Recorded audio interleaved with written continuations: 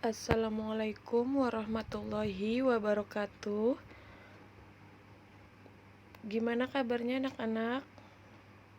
Oke, sekarang kita memasuki materi yang kedua, yaitu tentang potensi sumber daya alam dan kemaritiman di Indonesia. Nah, tujuan pembelajarannya kalian bisa lihat di sini ya.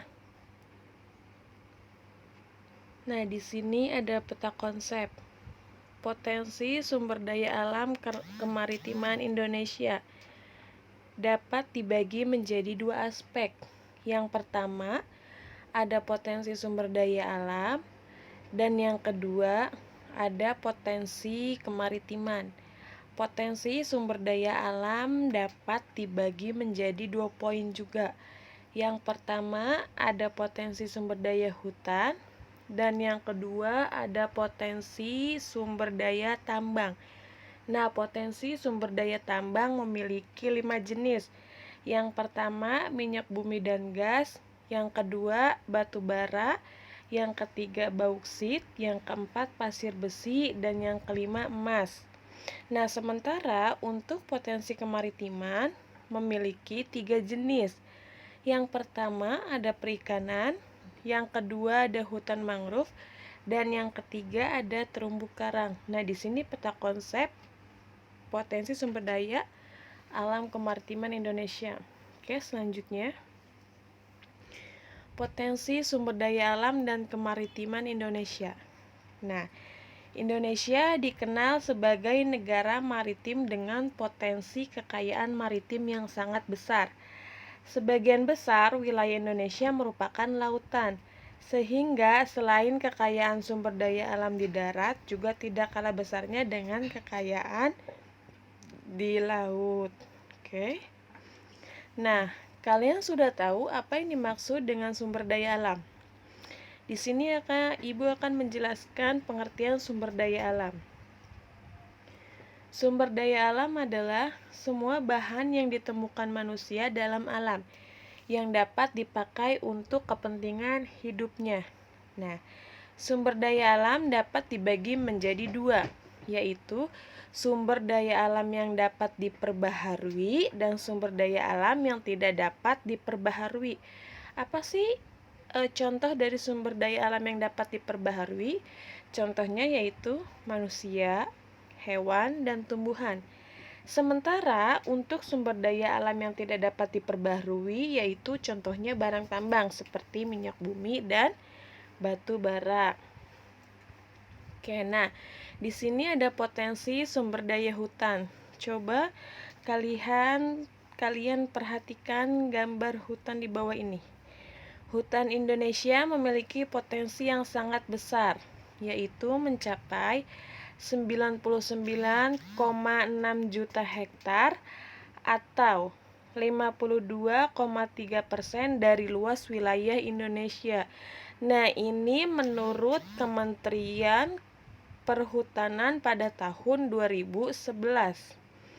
Luas hutan yang besar tersebut saat ini masih dijumpai di Papua, Kalimantan, Sulawesi, dan Sumatera.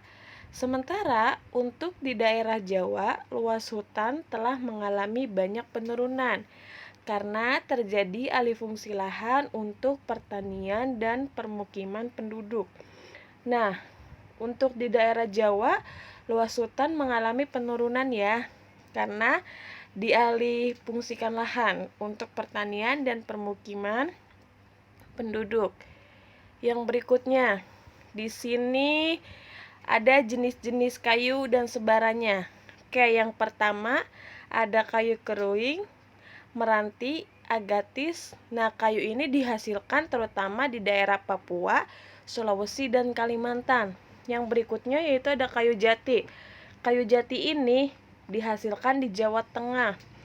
Yang ketiga ada kayu rotan. Nah, kayu rotan ini banyak dihasilkan di daerah Kalimantan, Sumatera Utara, dan Sumatera Barat. Kayu cendana. Nah, kayu cendana ini banyak dihasilkan di daerah Nusa Tenggara Timur atau NTT. Dan yang kelima, kayu rasa mala dan akasia. banyak dihasilkan di daerah Jawa Barat. Nah, ini jenis-jenis kayu dan sebarannya ya. Oke, yang berikutnya di sini kita memasuki manfaat dan fungsi hutan. 1. Manfaat dan fungsi hutan: menyimpan air hujan dan kemudian mengalirkannya ke sungai-sungai dan danau sehingga pada musim kemarau tidak mengalami kekeringan. Yang kedua, tempat hidup bagi flora dan fauna yang menjadi sumber makanan dan obat-obatan.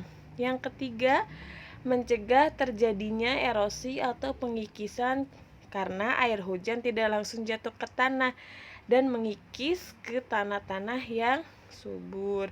Dan yang keempat, sumber kehidupan bagi masyarakat. Oke, nah itu manfaat dan fungsi hutan. Yang kelima, di sini kita memasuki potensi sumber daya tambang.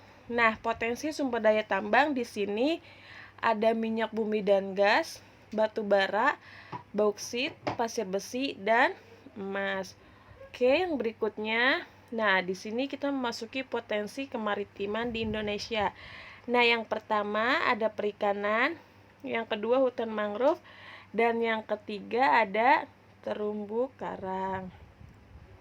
Oke, nah di sini Ibu mengasih tugas untuk kalian. Tugasnya yang pertama, carilah informasi tentang persebaran hutan mangrove dan terumbu karang Indonesia. Yang kedua, jelaskan mengapa hutan mangrove hanya terdapat di wilayah tersebut saja. Yang ketiga, jelaskan fungsi hutan mangrove dan terumbu karang sehingga wajib dijaga kelestariannya. Oke, karena waktunya sudah habis, akhirnya Ibu akhiri. Wassalamualaikum warahmatullahi wabarakatuh.